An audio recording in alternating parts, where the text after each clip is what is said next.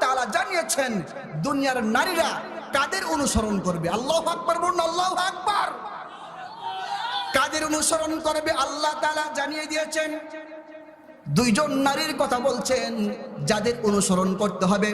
আল্লাহ তাআলা সূরা তাহরিমে বলছেন, ওয়া দারাবাল্লাহু মাসালান লিল্লাযীনা আমানু ইমরাআতা ফিরআউন ইয ক্বালাত রাব্বি ইবনি লি ইনদাকা বাইতান ফিল জান্নাতি ওয়ানাজ্জিনি মিন ফিরআউন ওয়া আমালিহি ওয়ানাজ্জিনি মিনাল কওমিজ জালিমিন। আল্লাহু আকবার।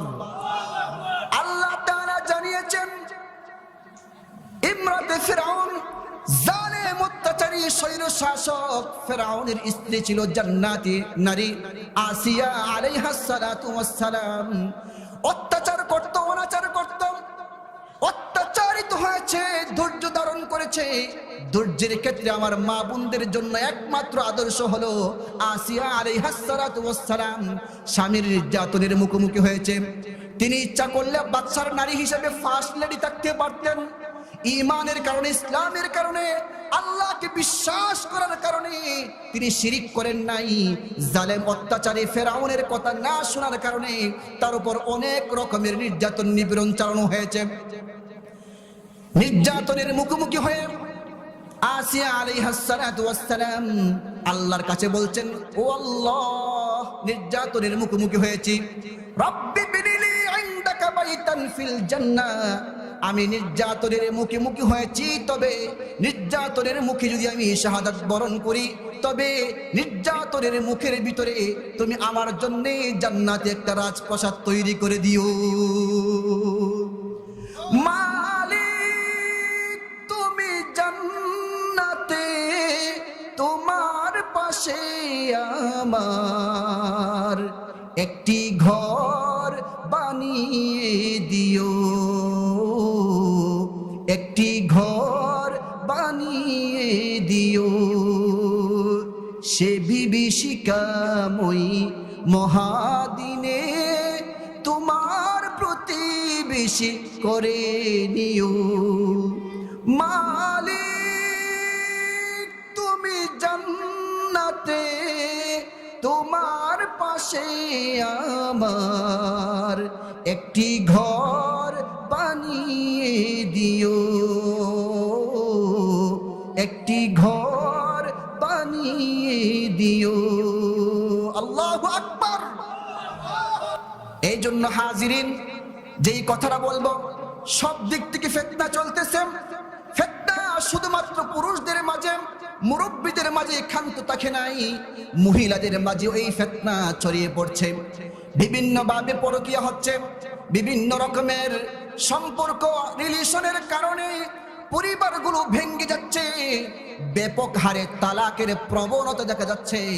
আমরা যারা ফতোয়ার কাজ করি, আমাদের কাছে যে রিপোর্টগুলো আসে, এই রিপোর্টগুলো দেখে দেখে বুঝতে পারি কি পরিমাণ সমাজে তালাকের প্রবণতা বেড়ে যাচ্ছে।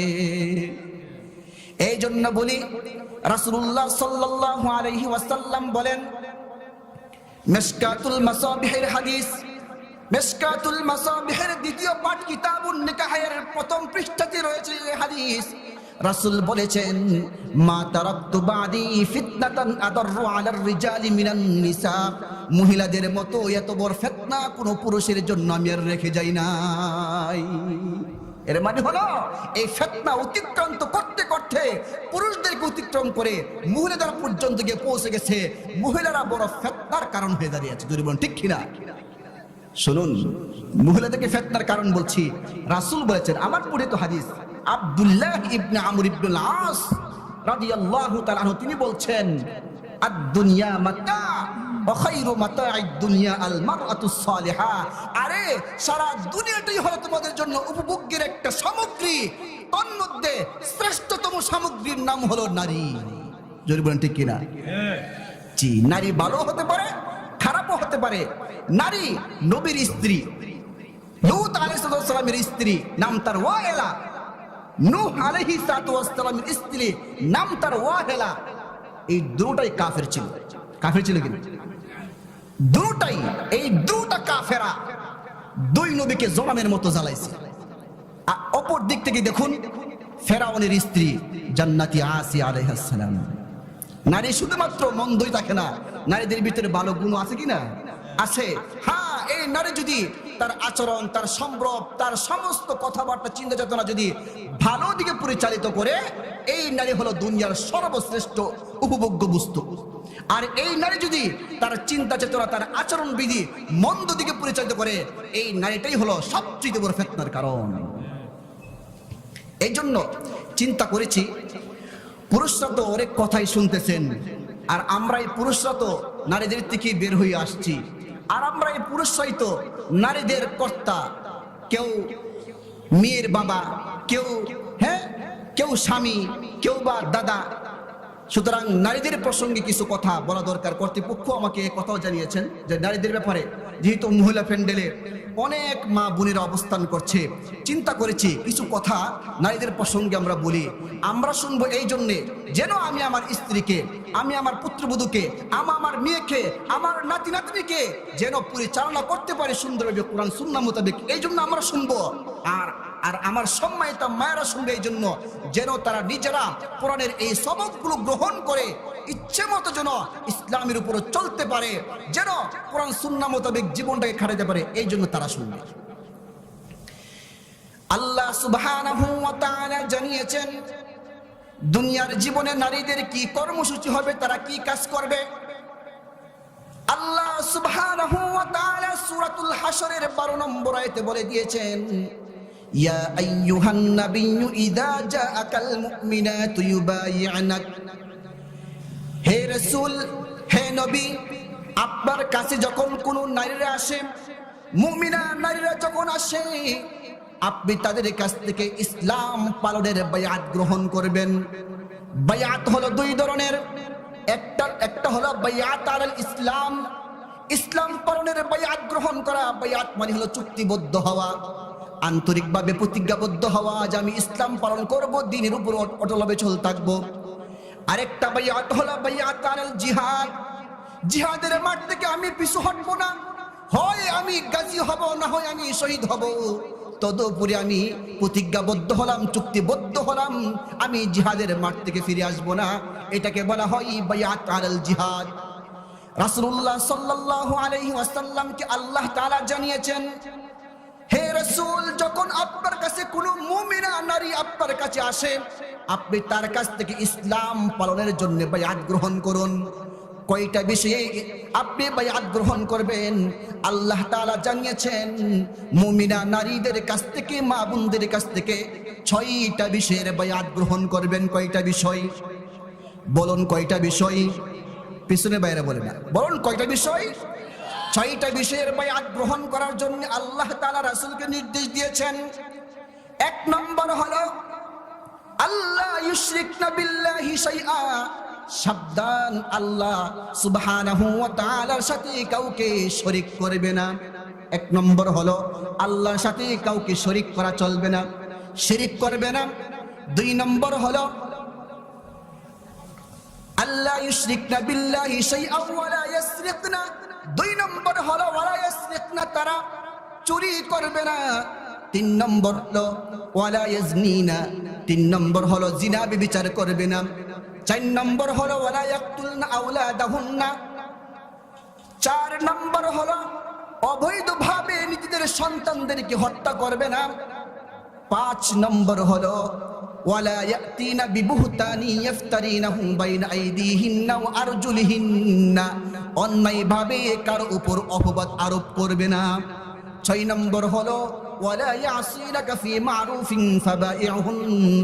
6 নম্বর হলো আল্লাহ তাআলা যত সব বিষয় পালন করার কথা বলছেন, তত সব বিষয়গুলো নির্দ্বিধায় পালন করা, কোনোভাবেই নাফরমানি না করা। মুমিনরা কয়টা বিষয়ে, মুমিন নারীদের কাছ থেকে, মা বোনদের কাছ থেকে কয়টা বিষয়ের বায়াত গ্রহণ করবে? 6টা। 1 নম্বর শিরক করবে না। 1 নম্বর কি? শিরক করবে না। 2 নম্বর হলো চুরি করবে না। 3 নম্বর হলো ব্যভিচারী করবে না। 4 নম্বর হলো সন্তানকে হত্যা করবে না। 5 নম্বর হলো কাউকে অন্যায়ভাবে অপবাদ দিবে না। 6 নম্বর হলো আল্লাহর আদেশের নাফরমানি করবে না। একটু একটু করে ব্যাখ্যা করি। আল্লাহ সুবহানাহু ওয়া তাআলা জানিয়েছেন দুনিয়ার নারীরা কোন সকল বিধিবিধানগুলো মেনে চলবে, কোন বিষয়গুলোর উপর ইসলামের কোন কর্মসূচিগুলো দুনিয়ার জীবনে পালন করবে।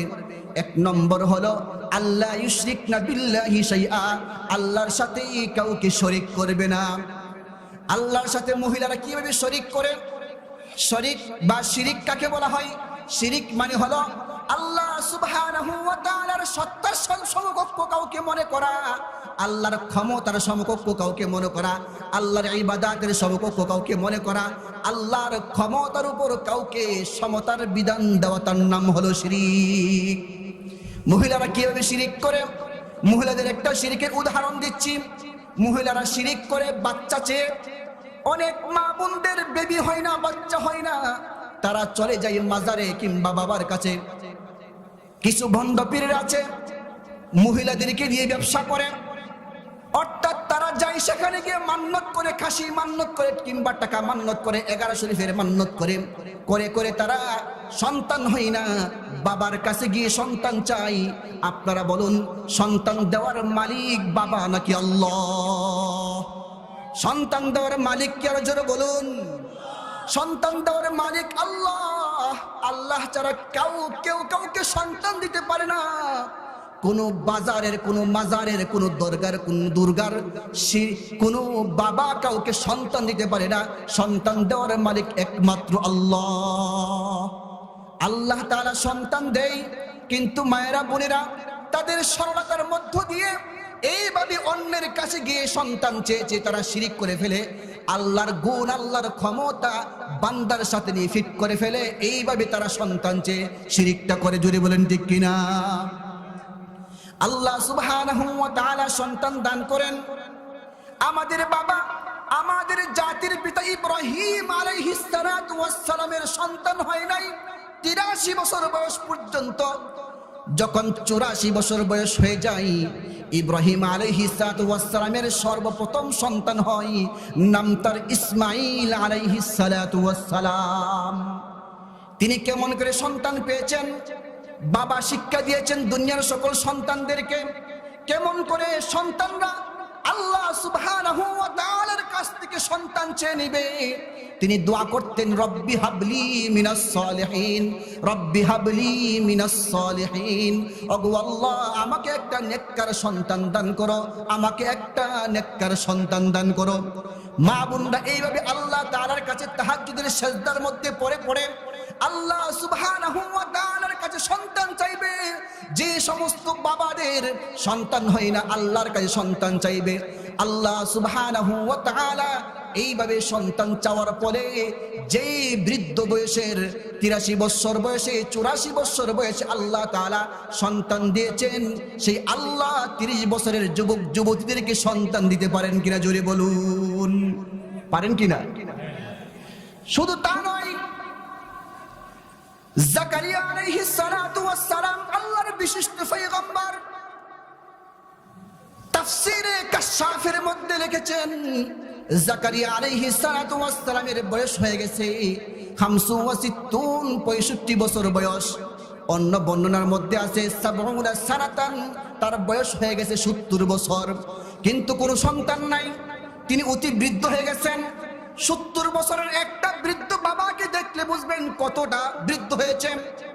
70 বছর বয়সের বৃদ্ধ বাবা আছেন না এখানে? ধরেন আপনাদের আশপাশে আছে, সাদা দাড়ি, দপ্তবে সাদা হয়ে গেছে, সন্তান হয় না। তিনি বারবার আল্লাহর কাছে সন্তান চান। হুনালিকা দাআ জাকারিয়া রাব্বাহ ক্বালা রাব্বি হাবলি মিন লাদুনকা যুররিয়াতান তাইয়্যিবা ইন্নাকা সামিউদ দুআ। তিনি আল্লাহ তাআলার কাছে সন্তান চান, ওগো আল্লাহ, আমাকে একটা যুররিয়াতান তাইয়্যিবা, একটা সহনশীল পুত্র পবিত্র কোমল একটা সন্তান দান করুন। আমি আল্লাহর কাছে, আল্লাহ তোমার কাছে আমি চাইতেছি, তুমি তো আমার দোয়াটা শুনে থাকো। জাকারিয়া আলাইহিস সালাতু ওয়াস সালাম 70 বছর বয়সে এইভাবে আল্লাহর কাছে দোয়া করেছেন। আল্লাহ সুবহানাহু ওয়া তাআলা 70 বছর বয়সে গিয়ে তিনি জাকারিয়া আলাইহিস সালামকে তিনি সুসংবাদ দিয়েছেন, ইয়া জাকারিয়া ইন্না নুবাশশিরুকা বিগুলামিন ইসমুহু ইয়াহইয়া লাম নাজআল লাহু মিন ক্বাবলু সামিয়্যা। আল্লাহু আকবার বলুন, জোরে বলুন আল্লাহু আকবার। আল্লাহ তাআলা সুসংবাদ দিয়েছেন, ও জাকারিয়া, তোমাকে আমি অতি বৃদ্ধ বয়সে হলেও একটা সন্তানের সুসংবাদ দিচ্ছি, যে সন্তানের নাম আমি নিজে রেখে দিয়েছি, নাম হবে তার ইয়াহইয়া। দুনিয়ার জীবনে, দুনিয়ার ইতিহাসে কারো নাম এই পর্যন্ত ইয়াহইয়া হয় নাই।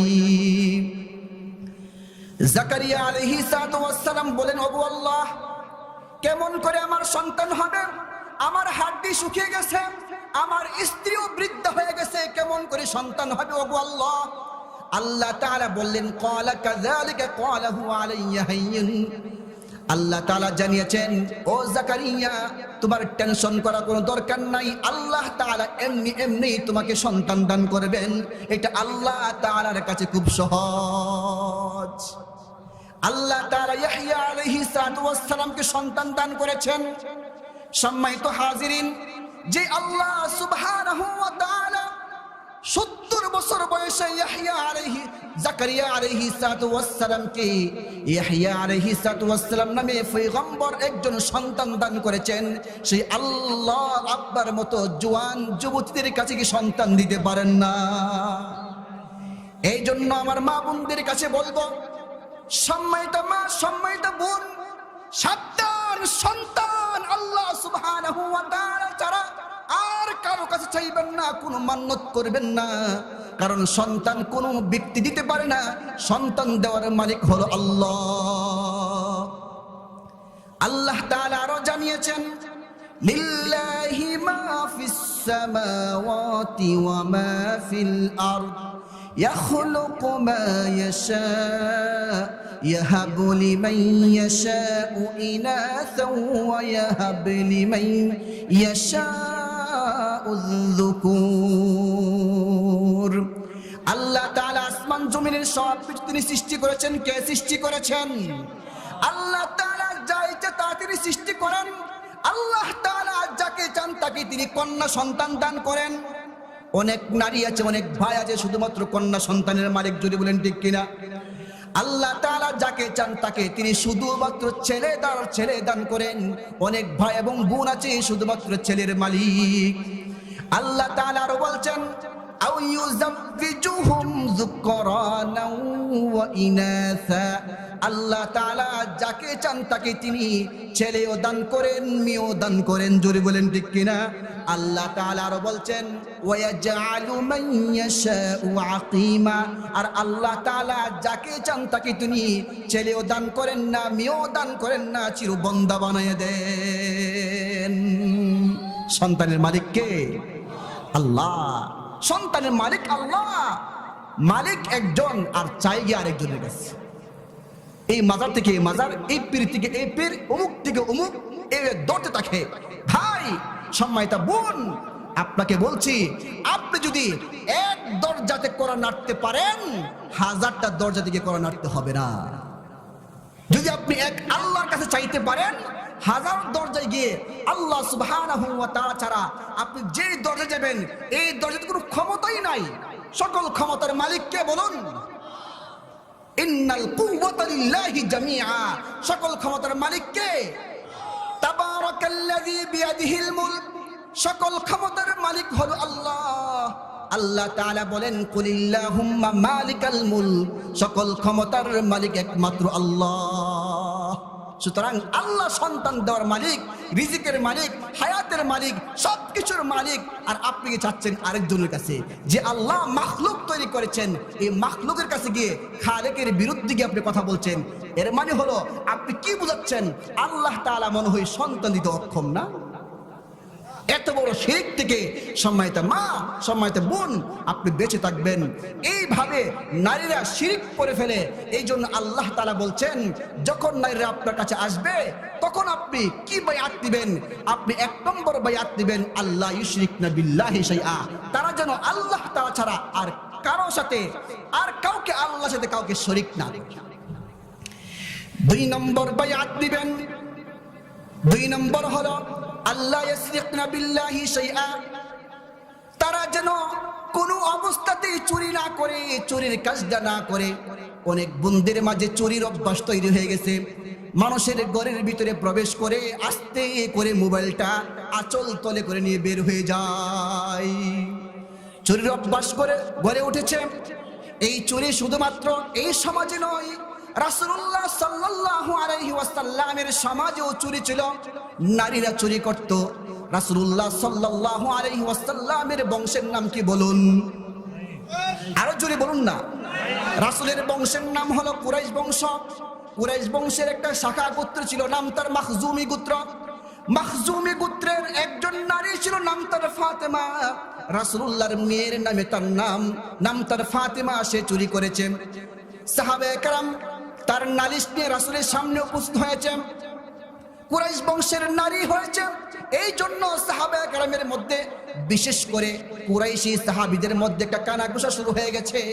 কোরআনের বিধান হলো আস-সারিকু ওয়াস-সারিকাতু ফাকতাউ আইদিয়াহুমা, চুরি হোক কিংবা সুন্নি হোক, তার হাত দুটি জনগণের সামনে কেটে দিতে হবে।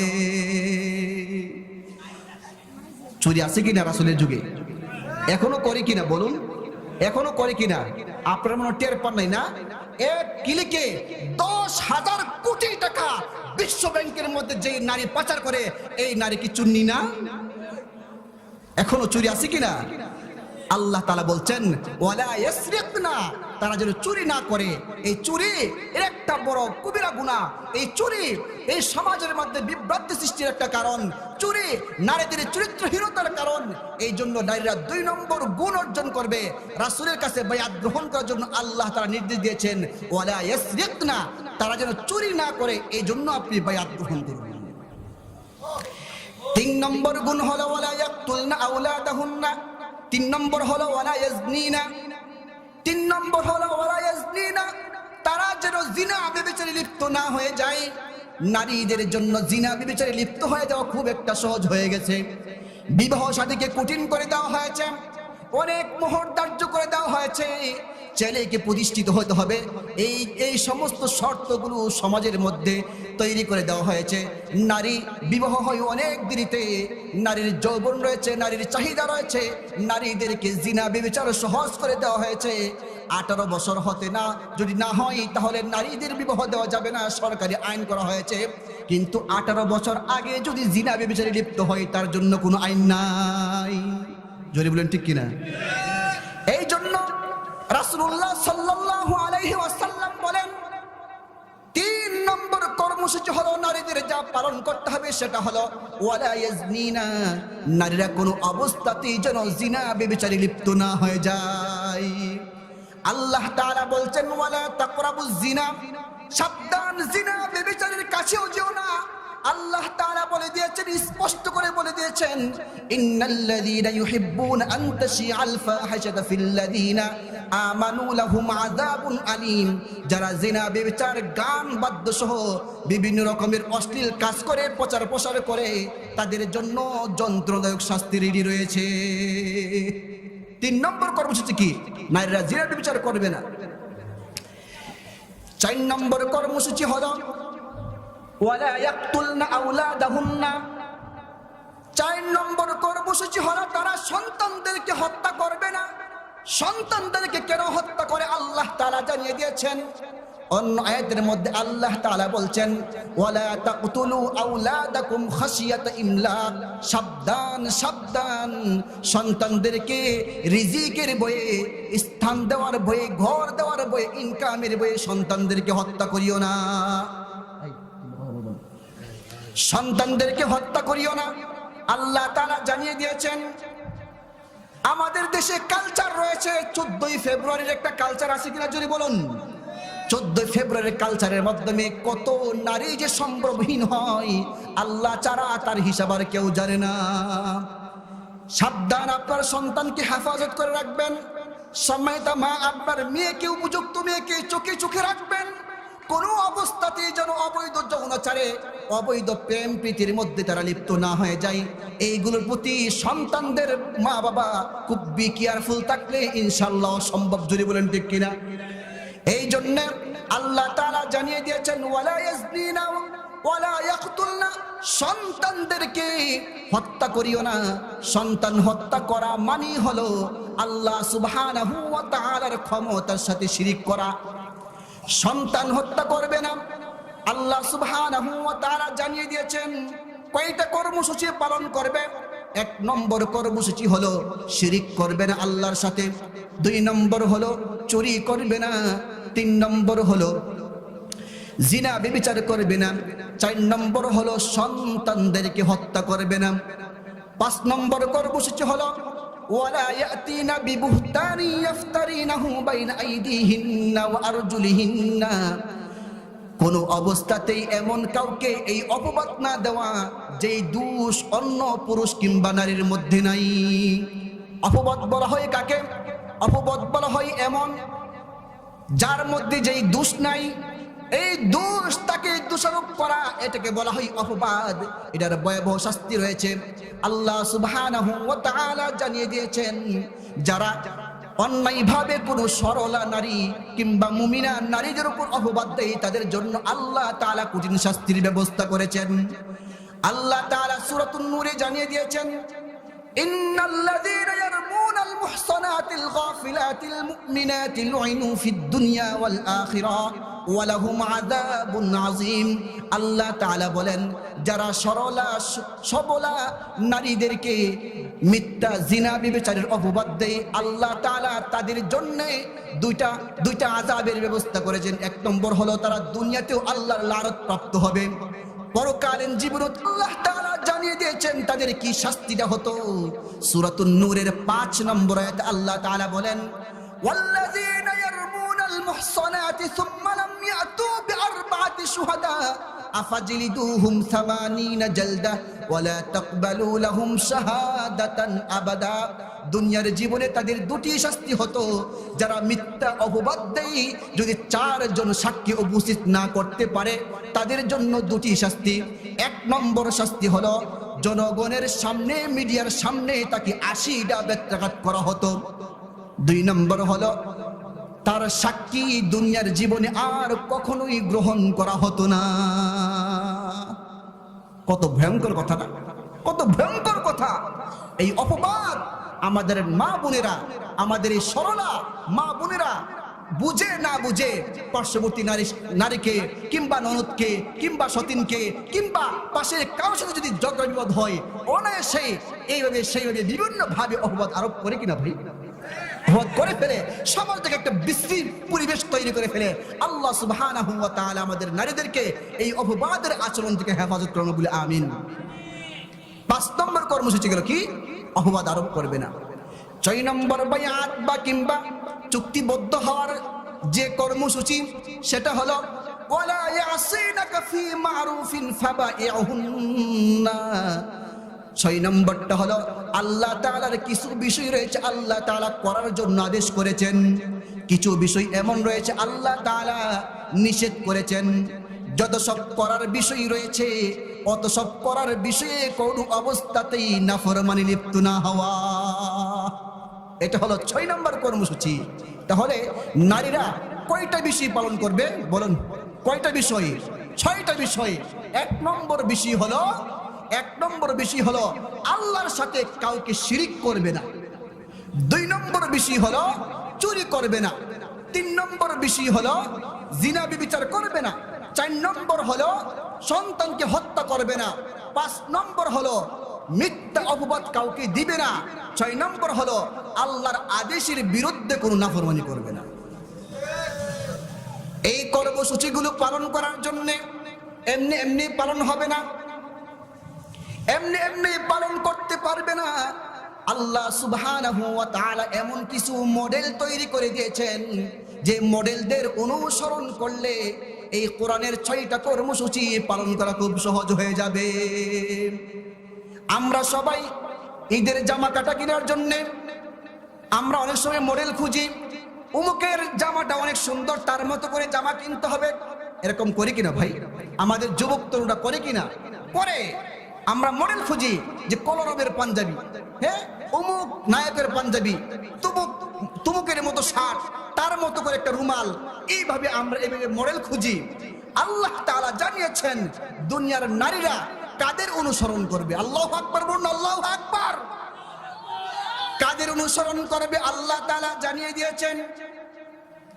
সূরাতুত তাহরীমে আল্লাহ তাআলা জানিয়েছেন দুনিয়ার নারীরা কাদের অনুসরণ করবে। এই কর্মসূচিগুলি পালন করার জন্য দুনিয়ার নারীরা আল্লাহ তাআলা জানিয়েছেন দুইজন নারীর কথা বলছেন যাদের অনুসরণ করতে হবে। আল্লাহ তাআলা সূরা তাহরীমে বলছেন ওয়া দারাবাল্লাহু মাসালাল লিল্লাযীনা আমানু ইমরাআতা ফিরআউন ইয ক্বালাত রাব্বি ইবনি লি ইনদাকা বাইতান ফিল জান্নাতি ونجني من فرعون وعمله ونجني من القوم الظالمين الله أكبر الله تعالى জানিয়েছেন ইমরাতে ফিরআউন জালেম অত্যাচারী স্বৈর শাসক ফিরআউনের স্ত্রী ছিল জান্নাতি নারী আসিয়া আলাইহাস সালাতু ওয়াস সালাম। অত্যাচার করত, অনাচার করত, অত্যাচারিত হয়েছে, ধৈর্য ধারণ করেছে। ধৈর্যের ক্ষেত্রে আমার মা বোনদের জন্য একমাত্র আদর্শ হলো আসিয়া আলাইহাস সালাতু ওয়াস সালাম। স্বামীর নির্যাতনের মুখোমুখি হয়েছে। তিনি ইচ্ছা করলে বাদশার নারী হিসেবে ফার্স্ট লেডি থাকতে পারতেন। ঈমানের কারণে, ইসলামের কারণে, আল্লাহকে বিশ্বাস করার কারণে তিনি শিরিক করেন নাই। জালেম অত্যাচারী ফেরাউনের কথা না শোনার কারণে তার উপর অনেক রকমের নির্যাতন নিপীড়ন চালানো হয়েছে। নির্যাতনের মুখোমুখি হয়ে আসিয়া আলাইহাস সালাতু ওয়াস সালাম আল্লাহর কাছে বলছেন ও আল্লাহ, নির্যাতনের মুখোমুখি হয়েছি, রাব্বি বিনিলি ইনদাকা বাইতান ফিল জান্নাহ। আমি নির্যাতনের মুখোমুখি হয়েছি, তবে নির্যাতনের মুখে যদি আমি শাহাদাত বরণ করি, তবে নির্যাতনের মুখের ভিতরে তুমি আমার জন্য জান্নাতে একটা রাজপ্রাসাদ তৈরি করে দিও। মালিক তুমি জান্নাতে তোমার পাশে আমার একটি ঘর বানিয়ে দিও, একটি ঘর বানিয়ে দিও। সে বিভীষিকাময়ী মহাদিনে তোমার প্রতিবেশী করে নিও। মালিক তুমি জান্নাতে তোমার পাশে আমার একটি ঘর বানিয়ে দিও, একটি ঘর বানিয়ে দিও। আল্লাহু আকবার।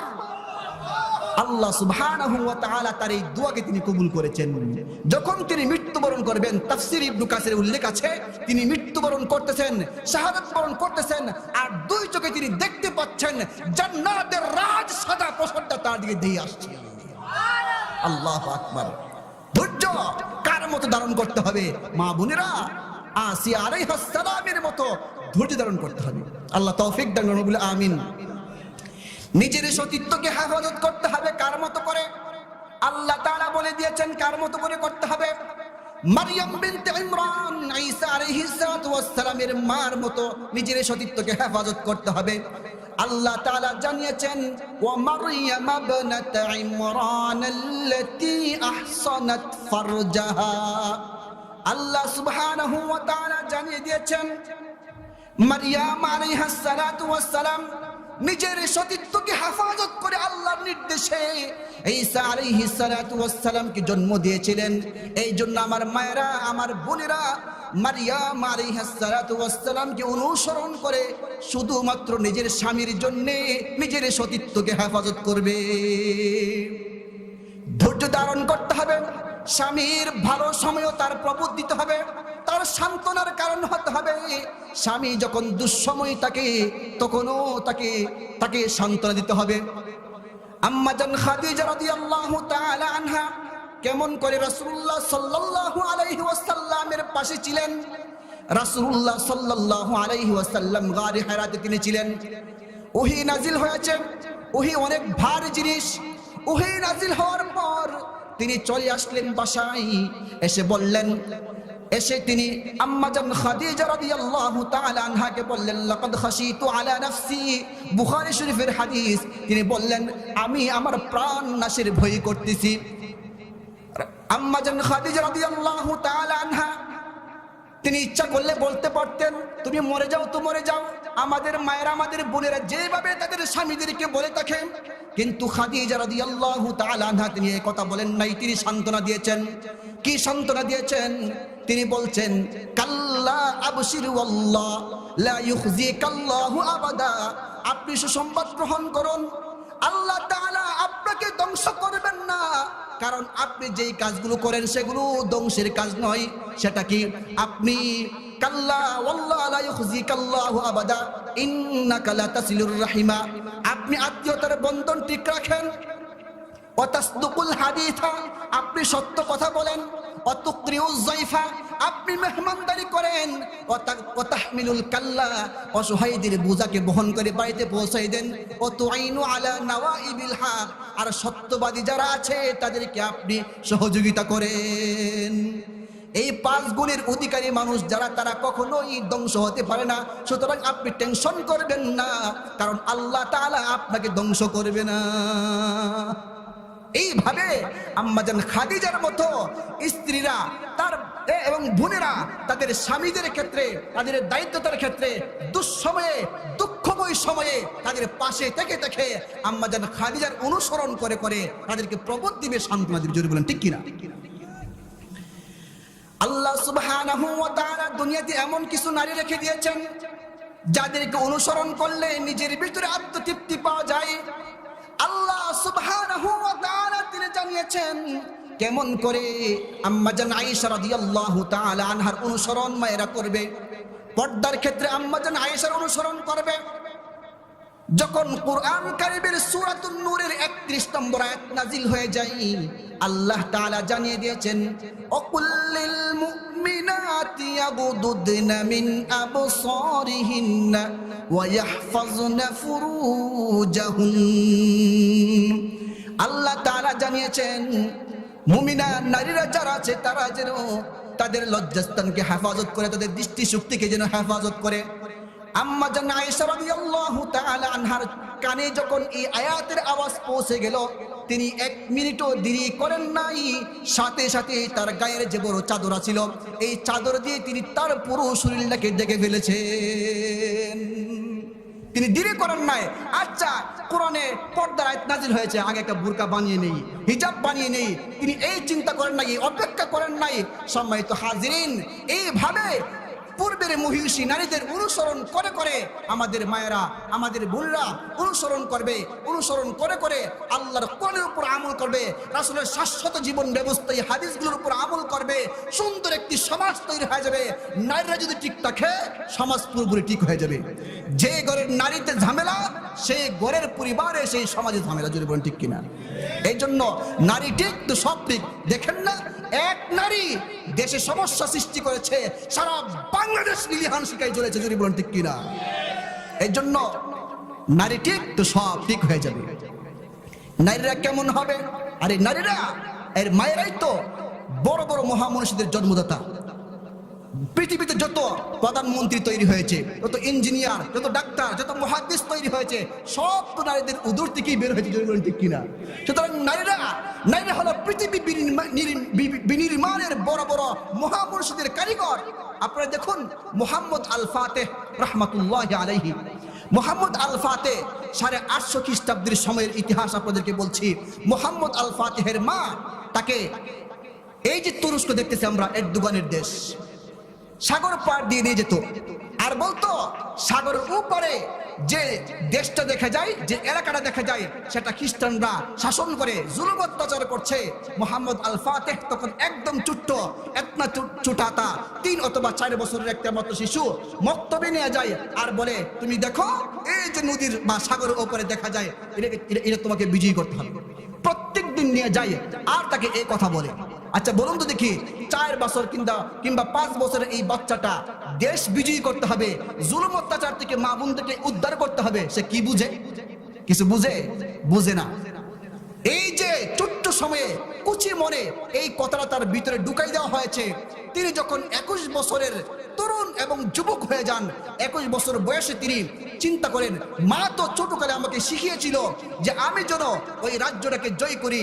তিনি এমন একটা আক্রমণ করলেন, খুব সংক্ষেপে বলছি, এমন এক আক্রমণ করলেন, মুহাম্মদ আল ফাতেহ হাদিসে বর্ণিত ভবিষ্যতের এই যে ভবিষ্যৎ বিজেতা একজন মুহাম্মদ আল ফাতেহ, তিনি এমন একটা আক্রমণ করলেন, আক্রমণের ফলে খ্রিস্টানদের যে বিশাল বড় গির্জা ছিল, এক আক্রমণের ফলে এক রাতে খ্রিস্টানদের গির্জাকে তিনি দখল করে ফেলছিলেন। এটা কে তৈরি করেছে? মা তৈরি করেছে, মা। মুহাম্মদ বিন কাসেমের কথা আমরা জানি, তিনি সিন্ধু বিজয় করেছেন, রাজা তাহিরের বিরুদ্ধে গিয়ে তিনি যুদ্ধ করেছেন। তিনি যখন পুরো আরব দেশ থেকে হাজ্জাজ বিন ইউসুফের নির্দেশে তিনি রাজা তাহিরের দেশ এই যে সিন্ধুতে এসেছিলেন, এসে তিনি নির্যাতন, জুলুম, অত্যাচার সব কিছুকে অপেক্ষা করে তিনি এই রাজা তাহিরের এই অত্যাচার থেকে মুসলিম মা বোনদেরকে তিনি উদ্ধার করেছেন। উদ্ধার করে তিনি তার শাহাদাত আঙ্গুলে উঁচু করে একটা ভাষণ তিনি দিয়েছিলেন। তিনি বলেছিলেন, কদ আত্তাইতু ফরিদতি। তিনি বলেছিলেন, কদ আত্তাইতু ফরিদতি, আমি আমার ফরজ বিধানকে এখন পালন করেছি। আর কি সেই ফরজ বিধান? তিনি তখন তার ব্যাখ্যা বলেছিলেন, আমার মা যখন আমাকে জন্ম দিয়েছিল, আমাকে মক্তবে পাঠিয়েছিল, আমাকে যখন মানুষ করেছে, তখন মা আমার কানাকানি সবসময় এই কথা বলতো যে বাবা, নামাজ একটা ফরজ, পর্দা একটা ফরজ, হালাল ইনকাম একটা ফরজ, আরেকটা ফরজ হলো নির্যাতিত মা বোনদেরকে উদ্ধার করা, এটা আরেকটা ফরজ।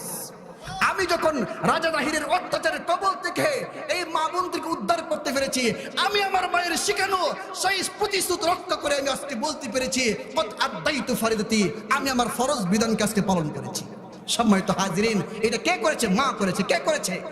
সুফিয়ানি সাউরি পিতা ছোটকালে মারা গেছে, মাদ্রাসায় লেখাপড়া করতে গেছে, কিন্তু টাকা পয়সার অর্থভাবে তিনি আর লেখাপড়া করতে পারে না। চলে আসছে মায়ের কাছে বাড়িতে, এসে দেখে মা একটা সেলাই মেশিনে কাপড় সেলাই, এটা দিয়ে তিনি যা ইনকাম হয় এই টাকা দিয়ে দিয়ে মুহাদ্দিস সুফিয়ানি সাউরির নাম তার কোনো মুহাদ্দিস হতে পারে না।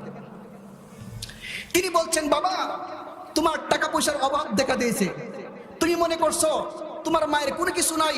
শোনো, তুমি লেখাপড়া করতে যাবে, তুমি একদিন বিশ্ব সেরা, জাহান সেরা তুমি একজন মুহাদ্দিস হবে, আর তোমার জন্য যা ইনকাম দরকার আমার এই সেলাই মেশিনটাই যথেষ্ট। সেলাই মেশিনটাই যথেষ্ট। সম্মানিত হাজিরিন, এই জন্য বলছি, পৃথিবীতে যত মহামনুষী পৃথিবী বিনির্মাণের কারিগর তৈরি করেছে, এই সবগুলো করেছে মায়েরা।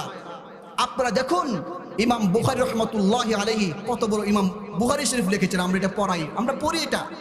ইমাম বুখারী রাহমাতুল্লাহি আলাইহি ছোটকালে তার মা মারা গেছে, তার বাবা মারা গেছে, খুব কষ্টে তার জীবন যাপন গেছে, কিন্তু তিনি পিছপা হন নাই। একটা সময়ে তার চোখের আলো চলে গেছিল, চোখ অন্ধ হয়ে গেছিল। মা আল্লাহ সুবহানাহু ওয়া তাআলার কাছে সিজদায় পড়ে পড়ে দোয়া করেছেন, ওগো আল্লাহ, আমার মুহাম্মদ ইবনে ইসমাঈলকে তুমি চোখের আলো ফিরিয়ে দাও। মায়ের দোয়ার বরকতে মুহাম্মদ ইবনে ইসমাঈল ইবনে ইব্রাহিম আল মুগীরা আল জুফি তার চোখের আলো ফিরে পেয়েছিলেন। সেটা কে করেছিল? মায়ের দোয়ার বরকতে সেটা হয়েছিল। মা, আপনি যদি ঠিক হয়ে যান, পুরো পৃথিবী ঠিক হয়ে যাবে, আর আপনি যদি বেঠিক তখন গড়টা আগুনে দাউ দাউ করে চলবে। এই জন্য সম্মানিত মায়েদেরকে বলবো, কোরআনে বর্ণিত অনেক বিধিবিধান আপনাদের ব্যাপারে রয়েছে। কিছুটা বলেছি, সূরা হাশরের 12 নম্বর আয়াতের কিছু অংশ আমি বলেছি। আল্লাহ সুবহানাহু ওয়া তাআলা আমাদের মায়েদেরকে, আমাদের সবাইকে এইগুলো আমল করার তৌফিক দান করুন। আমরা বলি আমিন। ওয়া আখির দাওয়ানা আলহামদুলিল্লাহি রাব্বিল আলামিন।